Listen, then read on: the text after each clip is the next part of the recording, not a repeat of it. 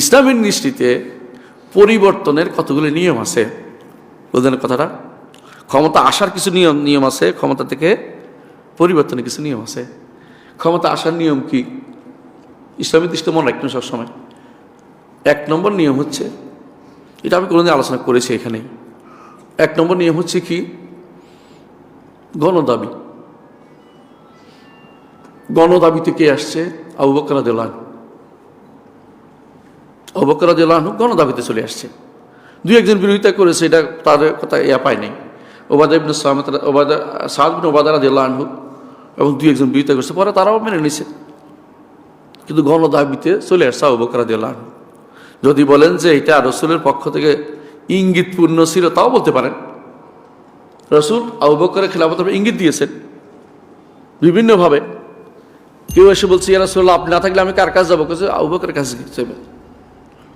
সাহাবায়ে কেরামকে বলছে, আবু বকর তুমি ইমামতি করো। আরো বলেছেন আবু বকর ছাড়া কাউকে উম্মত মানবে না। ইঙ্গিতগুলি করেছেন, কিন্তু সরাসরি বলেন নাই যে তোমার খলিফা বানাইছে, এটা বলেন নাই। দ্বিতীয় পদ্ধতি হচ্ছে আগের খলিফা কর্তৃক পরের খলিফাকে নির্ধারণ করে যাওয়া সরাসরি। এটা কে করছেন? এটা করেছেন আবু বকর করেছেন। এটা আবু বকর করেছেন ওমরের জন্য করেছেন, এবং তিনি পরামর্শ ভিত্তিতে গেছেন। জিজ্ঞাসা করেছেন সবাইকে, কারে পছন্দ হয় তোমাদের? সবাই বলছে ওমর, তবে শক্ত, কারণ আল্লাহ হয়তো নরম করে দিবে। ঘটনা যান, ক্ষমতায় গেলে অনেক কিছু আল্লাহ তাআলা তাকে পরিবর্তন করে দিবে, দোয়া করছে। তারপর তিনি ওনাকে নফসান বলে দিয়েছেন ওমরকে খলিফা বানানোর জন্য। এইটাও শরীয়তে বৈধ পদ্ধতি। যখন দেখবেন যে এটা কি, এইটা উম্মতের উপকার হবে, উম্মতের এটাতে উপকার রয়েছে, নিজের না দেখে। এই জন্য অনেকে বলছে নিজের করতে পারবে কিনা, নিজের পরিবারে করতে, বাপ দাদা বাপ ছেলেকে করতে পারবে কিনা, এই নিয়ে মতভেদ হয়েছে। কিন্তু এটাকে নিষেধ করে না কেউ, কারণ উম্মতকে যদি বিনায়াতে ছেড়ে দেয়া হয় তাহলে লগি বইতে হবে। উম্মতকে কোনো দিক নির্দেশনা ছাড়া ছেড়ে দিলে কি হয়? লগি বইতে হবে। তৃতীয় পদ্ধতি কে করেছে? ওমর রাদিয়াল্লাহু আনহু। তিনি কি করেছেন? উচ্চ কক্ষে রেখে গেছেন।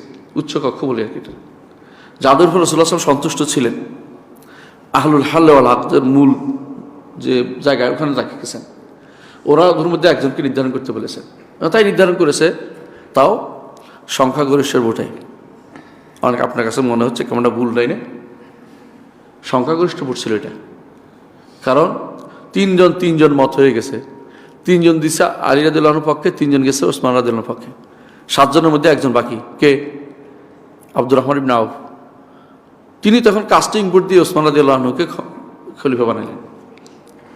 বাস্তব আমরা দেখেন, ইতিহাস যে কোনো বই পড়বেন এটা পাবেন। এখানে কি সব একমত হয়েছে? একমত হয়নি। তো এই সমস্ত ব্যাপারে সংখ্যাগরিষ্ঠ শরীয়ত অনুমোদন করছে, কিন্তু এটা হালাল হারাম মাসলা সরাসরি যাচ্ছে না। এটা হলো আমাদের পরামর্শের মাসলা। যদি হালাল হারাম মাসলা হইতো, একজন পক্ষে থাকে 1000 বিরোধিতা করলে কাজ হইতো না। মদ হালাল হারানোর প্রশ্ন না এটা। এই জন্য গণতন্ত্রের সাথে এর পার্থক্য এখানে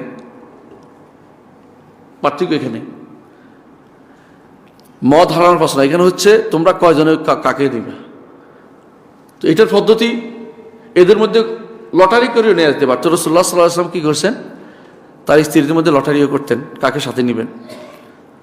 অধিকার নির্ধারণের ক্ষেত্রে এটাও শরীয়ত অনুমোদিত, কিন্তু এটা করা হয় না এখানে। যেটা হয়েছে, এটা কি অধিকাংশের মতামত নিয়ে করেছেন। কে করেছেন? ওমর রাদিয়াল্লাহু আনহু। ওসমান রাদিয়াল্লাহু আনহু কাউকে খলিফা বানিয়েছেন না। তাহলে কারা আলী রাদিয়াল্লাহু খলিফা বানাইছেন? মদিনায় যখন তারা ছিল তারাই করেছে, এবং তাদের সাথে প্রতিবিপ্লবীরা ছিল। প্রতিবিপ্লবীরা ভালো ছিল, খারেজিরা ভালো ছিল, বাগিরা ভালো ছিল। এখন যদি কেউ বলে বাগিরা কেন ছিল, তলহা এবং জুবাইরের সাথে রাদিয়াল্লাহু আনহুমা, ওনারা দুজন কিন্তু এই বয়াত করেছে আলীর হাতে রাদিয়াল্লাহু আনহু। এরা কেন ছিল কি, এই বাগিরা আলী রাদিয়াল্লাহু আনহু খলিফা বানানোর ক্ষেত্রে বাগিদের কেন হাত ছিল? সুতরাং আলী রাদিয়াল্লাহু আনহু বয়াত হবে না, এটা বলবেন না। যেভাবে হোক তিনি তো রাষ্ট্রে চলে আসছেন। যিনি রাষ্ট্র ক্ষমতা এসে যায় তাকে ইসলামী সরকার বলে তাকে মেনে নিতে হয়, এটাই নিয়ম। এবং তার পক্ষে ভালো লোকও ছিল। এবং কারা ছিল? একেবারে খাঁটি রসুলের জান্নাতের সুসংবাদপ্রাপ্ত সাহাবীরাই তখন জীবিত ছিলেন। তারা পক্ষে নিছেন দুইজন উপস্থিত ছিলেন, তালহা এবং জুবাইর রাদিয়াল্লাহু আনহুমা উপস্থিত ছিলেন। এবং তারা এই মতের পক্ষে উনি বলেছেন আলী রাদিয়াল্লাহু আনহুর পক্ষে। পরে যুদ্ধ হচ্ছে, এটা ভিন্ন কথা, এটা আলাদা কারণ, এটা নিয়ে আলোচনার দরকার নেই আমাদের। কিন্তু ওই দিন তারা তো ছিলেন। তাহলে ইসলামে এই পদ্ধতিগুলো অনুমোদিত। কয়টা পদ্ধতি দেখছেন তো? এমনকি এমন একটা পদ্ধতি মুআবিয়া রাদিয়াল্লাহু আনহু ছিল, তাও আবার জনগণ একমত হয়ে গেছে, তাই না? আমুল জামা বলা এটাকে। তার ব্যাপারে কেউ বিরোধিতা করে নাই তখনকার সময়। হাসান ইবনে আলী যখন ছেড়ে দিলেন, তাহলে ছেড়ে দেওয়াও শরীয়তে অনুমোদিত। কিন্তু যখন কেউ থাকে তাকে বাদ দেয়া, যতক্ষণ পর্যন্ত তার শর্ত পূরণ হয়, বাদ দেওয়া শরীয়তে অনুমোদন করে না। যতক্ষণ পর্যন্ত কেউ থাকবে, ইসলামিক থাকবে, শরিয়া বিরোধী কাজ না করবে, না হবে, ততক্ষণ তাকে বাদ দেওয়া ইসলাম অনুমোদন করে না। এই জন্য মুআবিয়া রাদিয়াল্লাহু আনহু 20 বছর ছিলেন আমির, 20 বছর ছিলেন খলিফা। 1040 বছর তিনি মুসলিম শাসন করেছেন, মুসলিম দেশ শাসন করেছেন। তিনি যে শাসন করেছেন শেষের দিকে কেউ বলে নাই কোনোদিন তুমি তো অনেকদিন ছিলা বাবা, নেমে যাও, এটা বলছে? এটা কিন্তু শরীয়ত অনুমোদিত না। কিন্তু শরীয়ত অনুমোদিত বিষয় আছে, এটা বলতে চাচ্ছি আপনাদেরকে। শরীয়ত দৃষ্টিতে বিভিন্ন কারণে একজন রাষ্ট্রপ্রধান তার রাষ্ট্রপ্রধান থাকার এই কর্তব্য হারায়, তার যোগ্যতা হারায়, ক্ষমতা হারায়। 1 নম্বর হচ্ছে নিজে যদি চলে যেতে চায়, যেমন হাসান ইবনে আলী রাদিয়াল্লাহু আনহু নিজে ছেড়ে দিয়েছেন।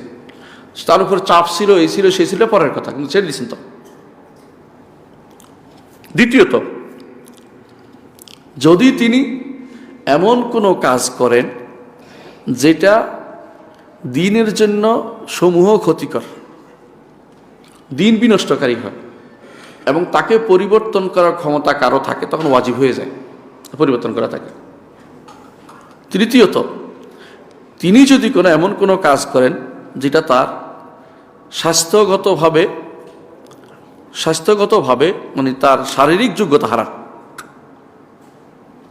অন্ধ হয়ে গেছে, এজন্য অন্ধ কোনো হইতে পারে না, রাষ্ট্রবান থাকতে পারে না, খঞ্জ হয়ে গেছেন, চলতে পারেন না। ইসলামী শরীয়তে এগুলিকে নির্ধারণ করে দেওয়া হয়েছে বিভিন্ন কারণ। এগুলি যদি কোনো তার মধ্যে থাকে, এগুলিতে তিনি যেমন, যদি তার বিপরীতে যারা কাজ করবে ওরা যদি কোনো কাজ ক্ষমতা দখল করতে পারে, তো তাদেরকে অনুসরণ করতে হবে, তাদেরকে মেনে নিতে হবে, ওনাকে বাদ দিতে হবে। মারওয়ান হেমার সর্বশেষ উমাইয়া খলিফা, তাকে মারওয়ান জাদিও বলা হয়। আকীদাগতভাবে সবচেয়ে বিভ্রান্তি ছিল, কারণ জাদ ইবনে দেরহামের অনুসারী ছিল সে। আর জাদ ইবনে দেরহাম কি ছিল আপনারা জানেন? এখন পর্যন্ত যাদেরকে জাহামিয়া বলা হয়, এরা ছিল এদের অনুসারী। এই জন্য তার পতনে মুসলিমরা খুশি হয়েছে।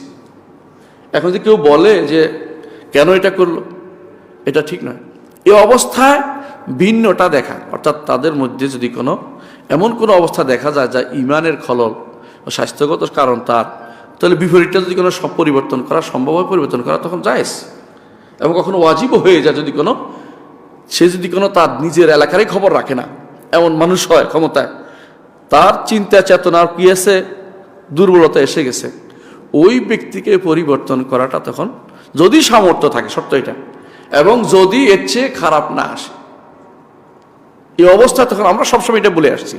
এই অবস্থা, এটা এখন বলি না, এটা আমাদের বই আছে ফতাওয়াল হামাবি আল কুবরা, এর মধ্যে সম্ভবত 722 এবং 724 আজকে পড়বেন। এটা শুধু এই আমলে লেখি নেই, এটা কোন আমল লিখছি?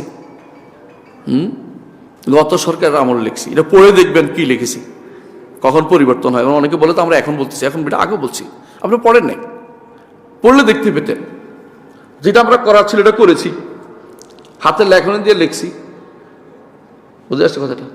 মুখের বলার সুযোগ ছিল না বলি না, হয়তো এটা হইতে পারে, কোথাও বলছিও যে এর চেয়ে খারাপ অবস্থা যেন না আসে, এটা এনশিওর করতে হবে। এরপরে আরেকটা জিনিসের কথা বলি, সেটা হচ্ছে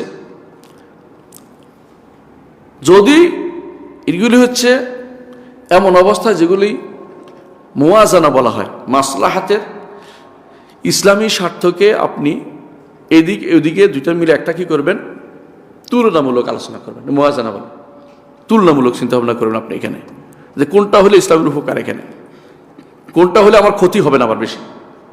সামান্য ক্ষতি কিন্তু সবসময় ইসলামে গ্রহণযোগ্য ছিল, কারণ বোগাতদেরকে হত্যা করছে না ইসলামে,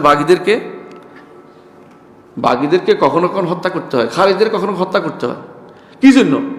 কারণ কিছু ক্ষতি দিয়ে বিশাল জনগোষ্ঠীকে আমি সেভ করতেছি। ইসলামের নীতি এটা সবসময় ছিল, কিন্তু আপনি পারবেন কিনা আগে শিওর হন। যতক্ষণ পর্যন্ত বাহিনীগুলি আপনার আন্ডারে না যাবে ততক্ষণ আপনি আসলে পারবেন না কিছু করতে। এটা কিন্তু সত্য কথা।